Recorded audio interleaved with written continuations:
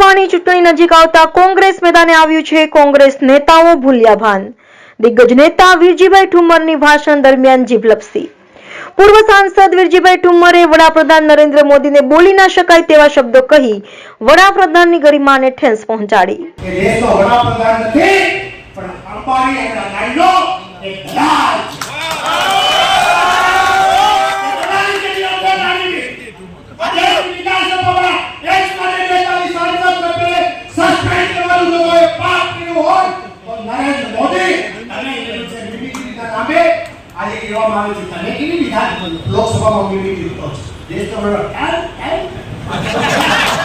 સંપૂર્ણપણે નિષ્ફળ ગયા હતા, જેઓની આગેવાનીમાં અમરેલી જિલ્લાના તમામ તાલુકાઓમાં બધા જ પદ ઉપર એટલે કે તાલુકા પંચાયત, જિલ્લા પંચાયત, નગરપાલિકા, લોકસભા અને વિધાનસભા તમામ જગ્યાએથી કોંગ્રેસનો સફાયો થઈ ગયો છે।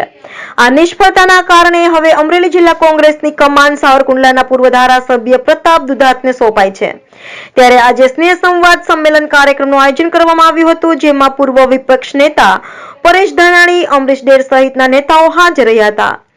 જિલ્લા કોંગ્રેસ પ્રમુખ પ્રતાપ દુધાતની આગેવાનીમાં આયોજન કરાયેલા કાર્યક્રમમાં તમામ નેતાઓએ પોતાની હૈયાવરાળ કાઢી હતી, જેમાં અમરેલીના પૂર્વ સાંસદ વીરજીભાઈ ઠુમ્મરે પણ પોતાની ઇનિંગ ખેલી હતી, જેમાં કોંગ્રેસ દર વખતે કરતી આવી છે તેવી જ રીતે આ વખતે પણ પૂર્વ સાંસદ વીરજીભાઈ ઠુમ્મર દ્વારા અપશબ્દો બોલી એક દેશના વડાપ્રધાન વિશે બોલી ન શકાય તેવા શબ્દોનો પ્રયોગ કરી દેશના વડાપ્રધાન અને ભારત દેશની ગરિમાને ઠેસ પહોંચાડી છે। કોંગ્રેસની આ જ ટેવના કારણે સમગ્ર દેશમાં કોંગ્રેસ પ્રખ્યાત છે। અમરેલીની તમામ જગ્યા પર કોંગ્રેસે હાર સ્વીકારી છે। ત્યારે નવનિયુક્ત જિલ્લા કોંગ્રેસ પ્રમુખ પ્રતાપ દુધાત પોતાની જ પાર્ટીના લોકોને કઈ રીતે સાંભળી શકશે તે પણ એક મોટો સવાલ છે। અનુભવી અને રાજકારણને ગોળીને પી જનારા નેતાઓ જ્યારે અપશબ્દો બોલવાથી શરમાતા ન હોય ત્યારે લોકો શું વિચારશે તે જોવાનું રહ્યું। આગામી 2024ની લોકસભા ચૂંટણીમાં આની અસર કેટલી થશે તે પણ એક મોટો સવાલ છે। વીરજીભાઈએ ભાષણ દરમિયાન ઉપયોગ કરેલી ભાષાની પ્રતિક્રિયા આપતા અમરેલી સાંસદ નારણભાઈ કછડિયાએ 12 લાખ કરોડના ગોટાળા ગણાવતા જણાવ્યું હતું કે કોંગ્રેસની સરકારે આદેશ સોસાયટીના ગોટાળા કર્યા છે। કોમનવેલ્થ ગોટાળા હોય, હવાલા કાંડ કે સત્યમ ગોટાળા, તમામ ગોટાળાઓ કોંગ્રેસ સરકારમાં થયા છે। કોંગ્રેસની સરકારને આજ સુધી દેશના લોકો ભૂલી નથી શક્યા। ત્યારે દલાલોને દલાલ દેખાય, ચોરને ચોર દેખાય તેમ જણાવતા નારણભાઈ કાછડિયાએ ભાજપે કરેલા વિકાસ કામોને ગણાવી કોંગ્રેસને આડે હાથ લીધી હતી। બ્યુરો રિપોર્ટ અદનાન માકડા, મુંબઈ તરંગ ન્યૂઝ, અમરેલી। આજે અમરેલીની અંદર કોંગ્રેસનું સંમેલન હતું ત્યારે એની અંદર વીરજીભાઈ ઠુમ્મરે એવું કીધું કે આ દેશના વડાપ્રધાન નરેન્દ્ર મોદી દલાલ છે।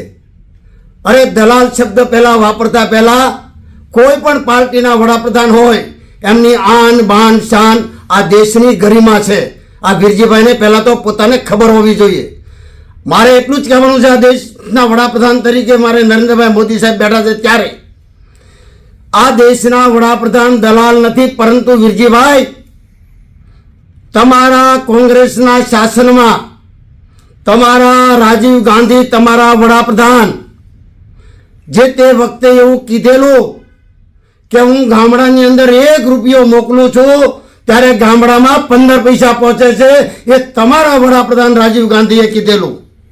ત્યારે આજે નરેન્દ્ર મોદી સાહેબના શાસનમાં 50 કરોડથી વધારે જનધન એકાઉન્ટ ખોલ્યા છે આ દેશની અંદર, અને ડાયરેક્ટ ડીબીટીના માધ્યમથી ડાયરેક્ટ બેનિફિટ ટ્રાન્સફર લોકોના એકાઉન્ટમાં ગુજરાત સરકાર હોય કે કેન્દ્રની સરકાર હોય કે કોઈ પણ સ્ટેટની ગવર્મેન્ટ હોય, ડાયરેક્ટ બેનિફિટ ટ્રાન્સફરથી દરેક લાભાર્થીઓના એકાઉન્ટમાં 1 રૂપિયો આજે જાય છે, નરેન્દ્રભાઈ મોદીજીના શાસનમાં જાય છે। ત્યારે મારે આપને જણાવવાનું થાય છે કે દલાલો હોય એમને દલાલ દેખાય, ચોર હોય એમને ચોર દેખાય।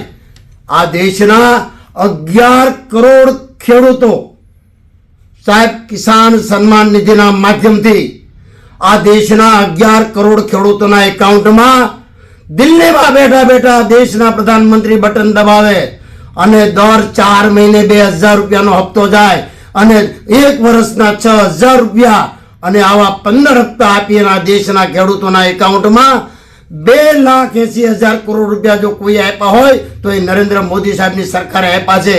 સાહેબ, આજે તમારી સરકારને આજે પણ લોકો નથી ભૂલ્યા.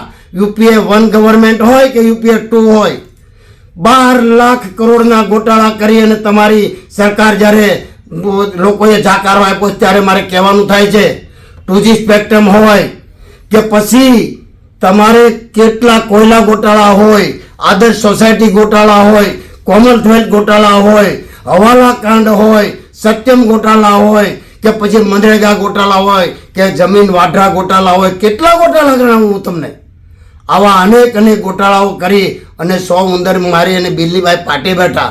જ્યારે ચૂંટણીઓ આવે ત્યારે તમે આંચકા મારો.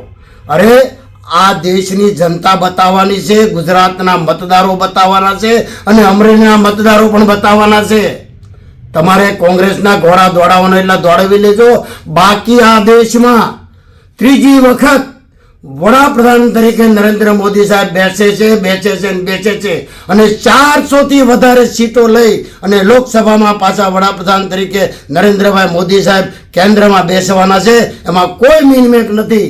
જ્યારે આ દેશની ગરીબ જનતાને, ખેડૂતોનું, આ દેશની રક્ષા માટે, જવાનોની રક્ષા માટે જે કામ કરી રહ્યા છે ને, ત્યારે આ દેશ અને દુનિયાના લોકો જોવે છે કે મોદી સાહેબ અત્યારે શું આ દેશ માટે કરી રહ્યા છે.